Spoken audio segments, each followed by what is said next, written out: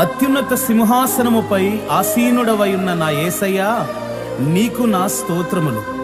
నీవు పరిశుద్ధుడు, పరిశుద్ధుడు, పరిశుద్ధుడు అని ఆ దూతలు శరాపులు నిన్ను గాన ప్రతిగానములు చేయుచుండగా, ఆ దూతలతో కలిసి నీ మహిమను చూడాలని, నా ఆశ తీర పాడాలని, ఆరాధించాలని, ఆస్వాదించాలని ఆకాంక్షిస్తూ ఈ స్తుతి కీర్తనను నీ పాదములకు సమర్పించుచున్నాను. Amen, amen, amen.